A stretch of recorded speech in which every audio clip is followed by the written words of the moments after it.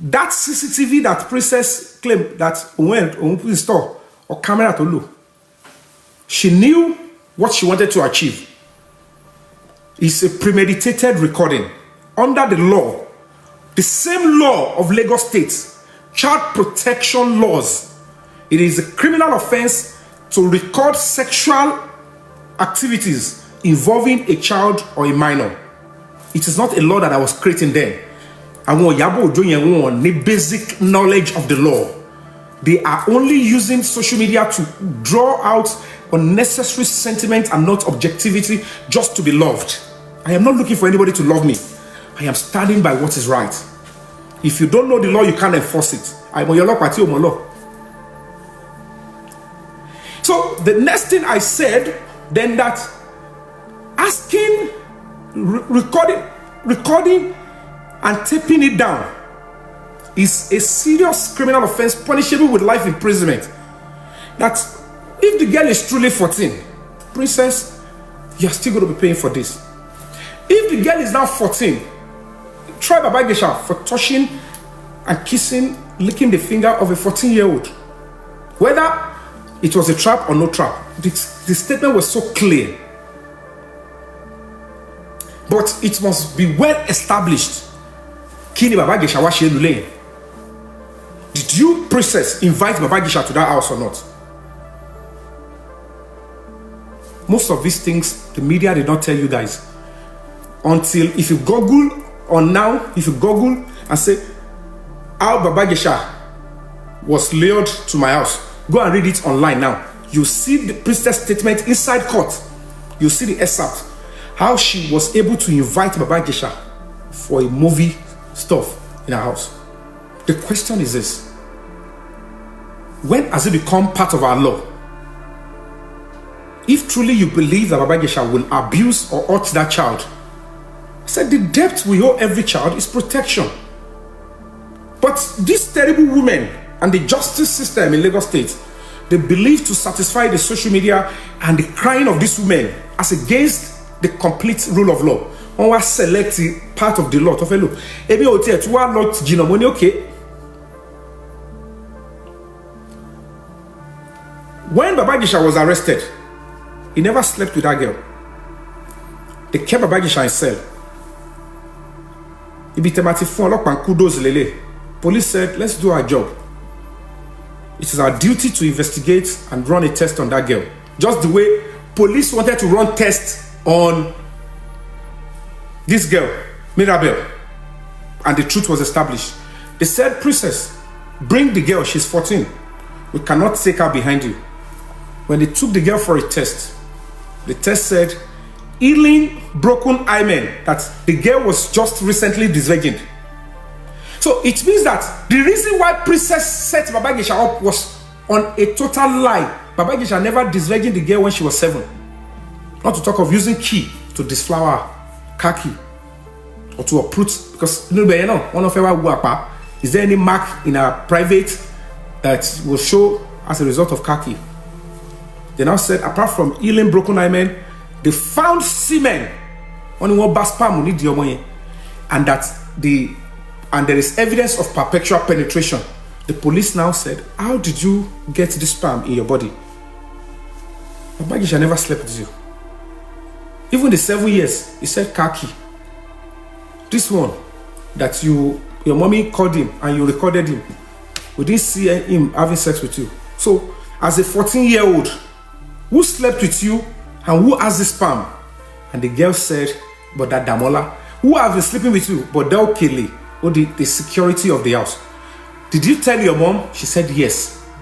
It turns out that Princess has been told about these two living with her since 2020. And these are the serious and germane parts. This is a must select the party to case. Don't pick a side only. If it is the court of law, judge Baba Ijesha, whatever the case may be, morally it is wrong. Whether you have something with Princess or you don't have something with her, she called you to your house and a girl, a daughter or anybody is giving you attention, and then you fell for it. You are not supposed to do that. And if she's a 14-year-old, you have to go and pay for sexual assault, harassment. sexual harassment is tó bá gbá yàn Dubai tó kọ̀ gbá yàn lọ́yàn báyìí àbí tó kọ̀ lọ́ ṣe mi ṣe tó kiss yàn, it's sexual harassment. That if that is what you pay for it, but gbogbo nǹkan tẹ́yìn náà fi ọmọ 14-year-old ṣe, you must pay for it too. That is when they said no. And the worst part of it is that Damola Adekola was arrested and was in the same cell with Baba Ijesha. The security of the house, Okele, he ran away. We're expecting that if Lagos State government will charge them to court, àti Baba Ijesha, àti Damola Adekola, tí ó admit tó ṣe gbogbo ẹ̀ tọ́mọ yẹn accuse pé bóun sùn. Ṣé bá accusation lọ́dọ̀ ṣe fún Baba Ijesha? Kò ṣe kàn ní proof kó bá. Then the next thing, they didn't charge the Damola Adekola to court. Because Damola Adekola will prove his case that he never slept with a 14-year-old. To the one young Billy. And all these things we are asking, and I asked the government there. When Baba Ijesha was Mary, he's a senior colleague, he's a good comedian, somebody that I respect. You must give him fair trial. Fair hearing is his fundamental human right. They thought by asking for this, I won't see me. Yabo gbogbo wọn ló ń pè mí ní rape apologist. Àṣà àwọn gangan ni pedophile. Ṣebí sinmi láṣẹ wá rí pé àṣà òun gan bó ṣe ń lá ẹpọ̀n ló ṣe gbogbo ẹ̀, bó ṣe ń lá ẹpọ̀n bó wọ́n ṣe fẹ́ ọmọ kékeré ọmọ ọdún mẹ́rin ṣe fẹ́ wọnú òbó ẹ̀ tó fẹ́ kíìsì ẹ̀ gbogbo ẹ̀ ló ti gbé síta tó tiẹ̀ ti tweet ẹ̀ ti pẹ́. Ẹ rí pé gbogbo wọn yìí tó ń sọ̀rọ̀ nsìn ẹ wo oró actress olórí burúkú wèrè tó ṣé kò yẹ kó bọ́ta sọ̀rọ̀ nígbà tí sinmi sọ tó gbé tweet sinmi jáde wọn ò ní sọ̀rọ̀ ńbẹ̀ yẹn. You will never see them speak. Ọkùnrin tó bá fẹ́ ba yé ẹ̀jẹ̀ tó bá ti kó sí wọn lọ́wọ́ tiẹ̀ ń lọ nìyẹn. And we said that until Yokuro, when he was Baba Ijesha coming to touch the girl? No, he was invited for a movie. Was the girl presented as a soft target beside Baba Ijesha? Yes, you all can see. To the princess Fure go, Momo Yekuro, Lara Baba Ijesha. And by law, if you tell me no parent, no teacher should know that there is a likely harm that will come to a child and you will leave the child in that vicinity. Social media is terrible.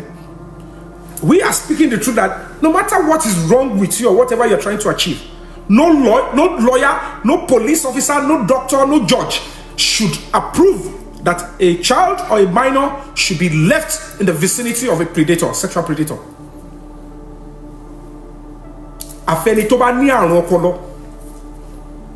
Only an unfit police officer will want to use a child as a trap to catch somebody. I said nowhere in the world, nowhere. I don't know what to mean. Protest. That police officer must go to jail. They will only use probably a baiting like age of a girl, from about potential predators or. And I said, don't do it.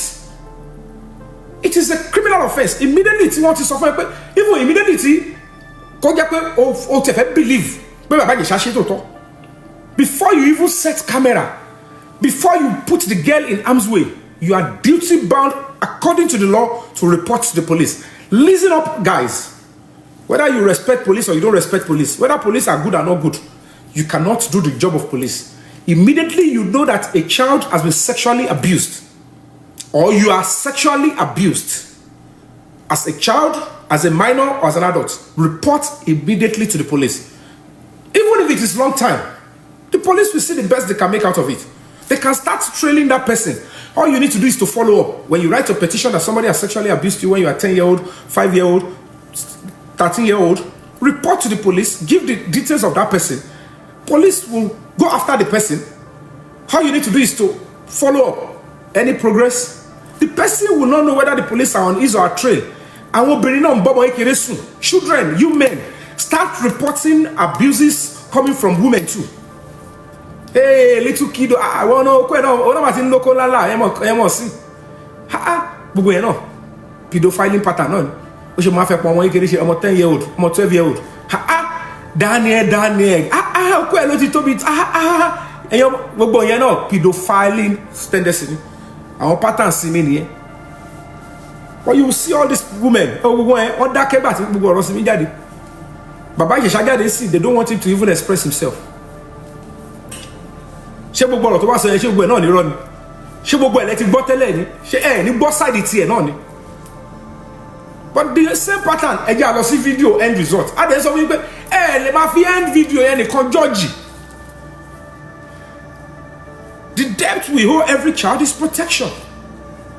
téèyàn bá fún ní voice ṣé gbogbo àwọn tó ọ̀rọ̀ yìí kọ̀ọ̀kan ni Bíọ́lá ti gbé sórí page ẹ̀. She needs to balance it and bring the other person ọyẹ náà wá sọ tẹnu yín. Say your own part. Tí bàbá Ìjẹ̀ṣà bá bọ́ ọmọ sùn ṣé 3 years ló máa lọ ni. They are not telling you why they are pained. The reason why Baba Ìjẹ̀ṣà was even tough the opportunity àti ràn lọ ẹ̀wọ̀n ni pé when Lagos state government was going to file the charges wọ́n wá pín kélekèle pé kò sí bó ṣe fẹ́ ṣe. We will use the power of government. He must be found guilty of one.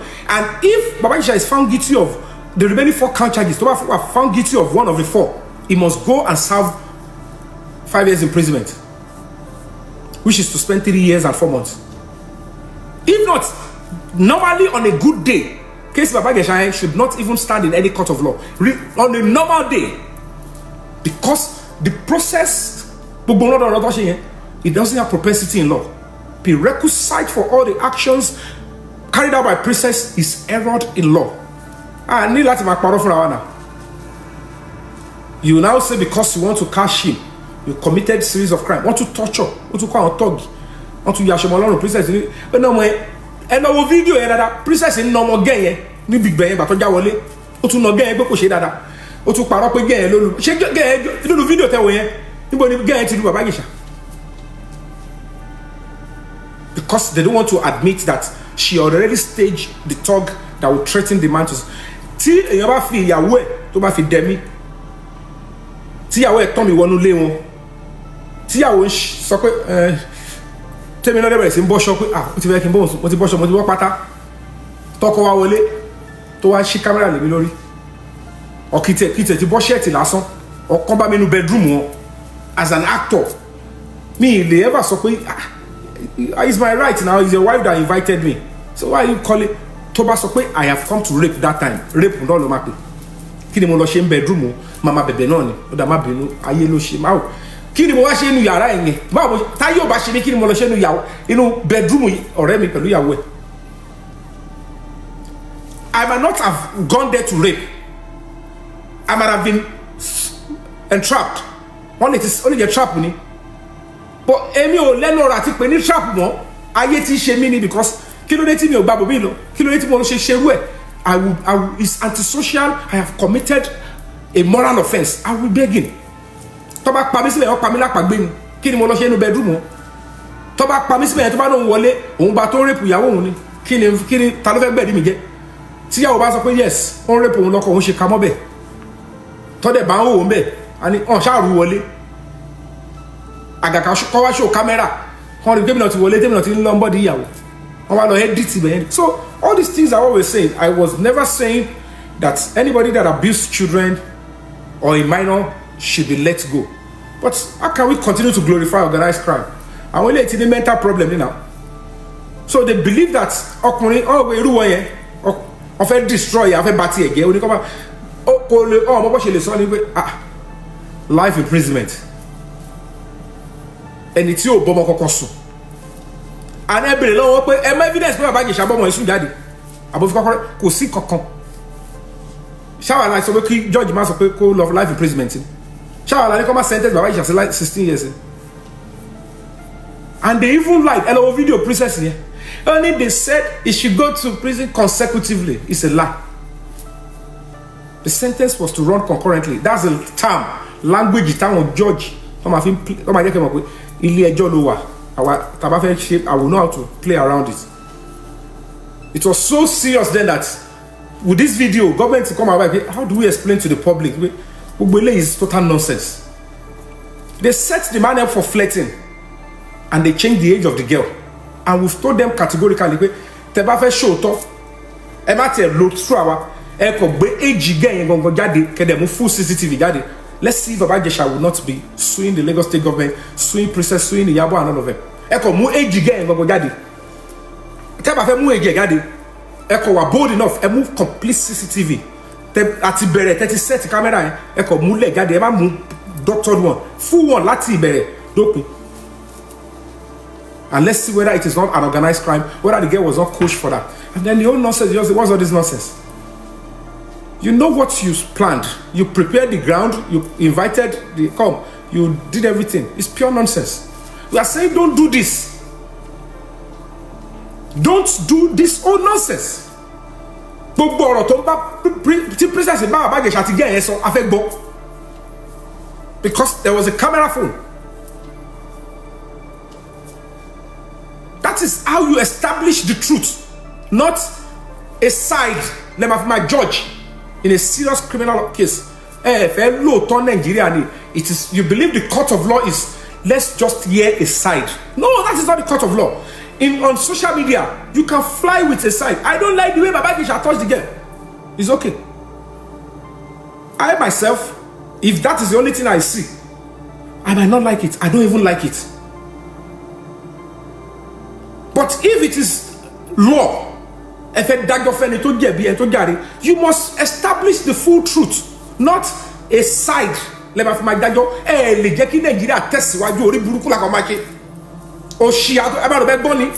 think you care about children, you are part of the problem. They are only fooling you with fighting for justice, fighting for human rights. Fake.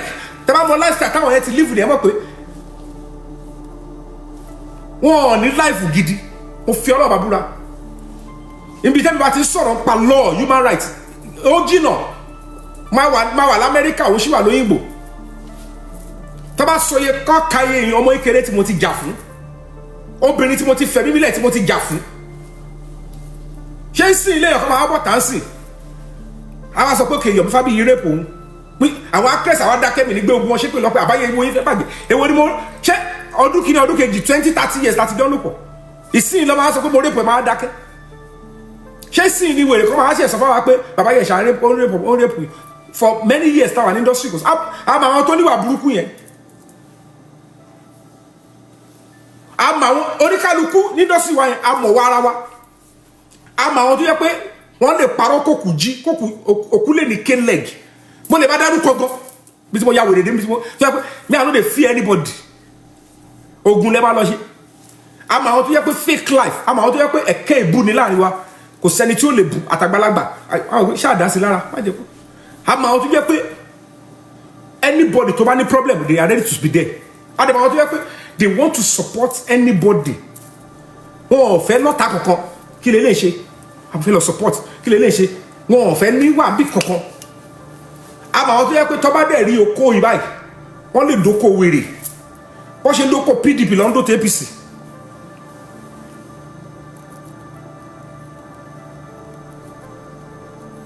Wọ́n ń do tabga. Tọ́ba ní ti NRC gan wọ́n lè do àmọ́ wọn láàrin. So kí là ń bá ká? Kéèyàn kọ́ wá worú èmi sísun. I'm carrying the emblem of human rights. Kò ṣe pé bí human rights abẹ́ ilé ni mo ṣe o. Go and look at all of us, human rights activists. I am one of those that have got strong structures. Tí mi ìdẹ̀ sí lò, mi ìṣagbára lò, mi ìṣẹ́ ní ti lò. Ẹ lọ dárúkọ ẹ̀kọ́ pé ogun ajáde kẹwàá àwọn tó wà lẹ́yìn ìwà lẹ́yìn kọ̀ọ̀kan. Because before you can fight for human rights, you need proper structures. Mo mọ èèyàn tó yẹ kó tó bá fìyà jẹ mí, tó bá ṣe fìyà jẹ mí tán yẹn, bóyá ọlọ́pàá ni ẹ, bóyá politician ni ẹ, ìyà yẹn bí tó máa ń dì sí nìyẹn, in tó máa jẹ lẹ́yìn yẹn dórí àrọ́mọdọ́mọ ẹ, mo mọ bí tí mo lè fìyà yẹn sí.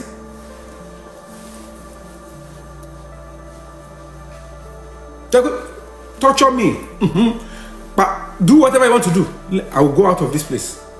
When I get there, only want to my baby. What is going on? Only report to my phone. Who is the person? Bye, no problem.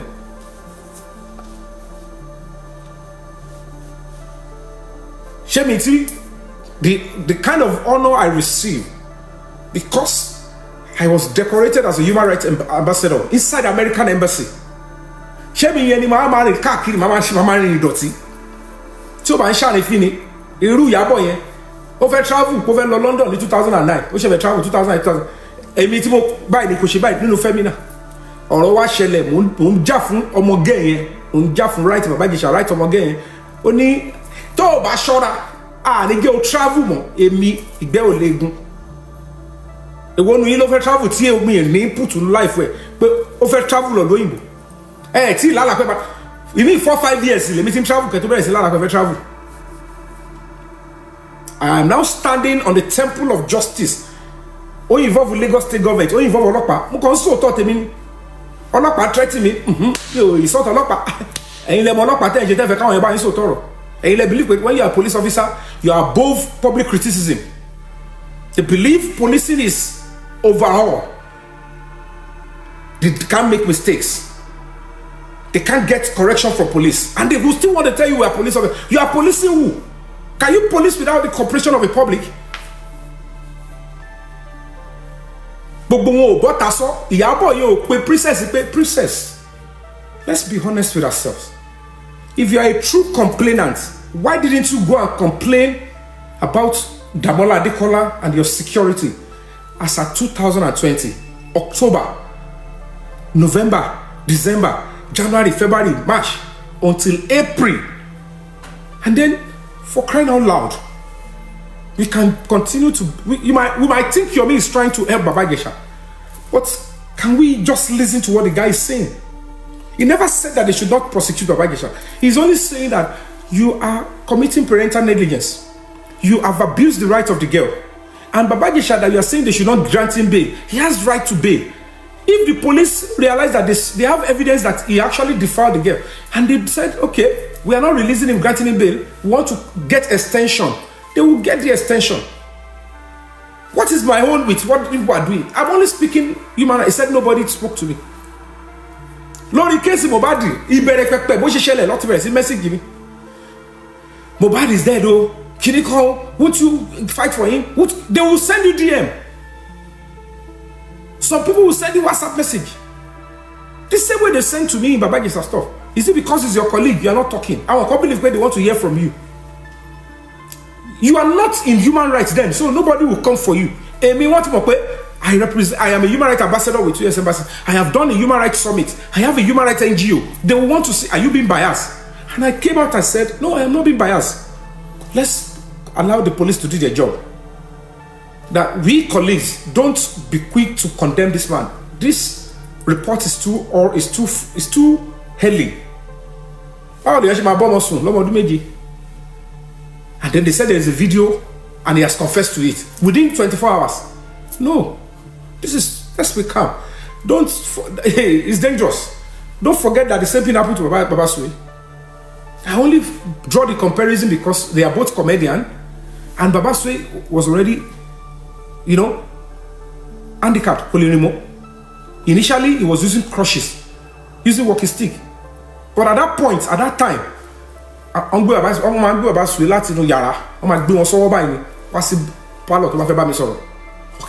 I now look at and say, has he gotten to this stage?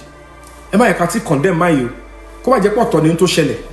Now today, show me in the judgment, or show me one single evidence that Baba Ìjẹ̀ṣà slept with that girl, whether when she was 7 or whether when she was 14. Show me where, because Lagos state government went to court against Baba Ìjẹ̀ṣà. They proffered life imprisonment and a separate 16 years. That is the right thing to do. Government must react quickly. I'm grateful to Lagos state government for reacting quickly, but do they allow the complete justice to take its course? Were they selective? What is the rationale? Tofi Damola Adekola, Kiloreti won't charge the princess. Tobaja Koko, Kawombe, we only CCTV Nule, Toti Shishetele, Oko Kawon is a different ball game. But she prepared and planned the whole video. The only thing that is needed is for the girl to stretch Baba Ìjẹ̀ṣà until he breaks his limit. Only Bobby she mama seduce ọkùnrin tí ó ní sọ̀rọ̀ ẹyọ kan báyìí ó dé bá wà lẹ́gbẹ̀ẹ́. They want but on be close shot. Ṣé wọ́n gbé sí ọmọ ẹni definitely ojú ẹni. Anybody can be stretched. Why would kí ló ṣe bí tí mo wà stretch? Ohun tí mo yàtọ̀ ní pé tó bá jẹ́ pé ọmọ ọdún méje, an obvious child, ẹsẹ̀kẹsẹ̀ life imprisonment ni. If it was a 7-year-old, 5-year-old, you are not supposed to be sexually attractive to a child. And then, okay, if, despite the fact that this girl is having features of an adult, ultimate sex, you coached her to play that part.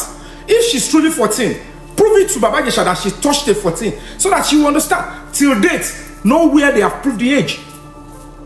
He's a pedophile, he's a kidiko, and they go, look at, even when I spoke, the commissioner came out. Only he went to appeal. They set aside. What is set aside? He was found innocent.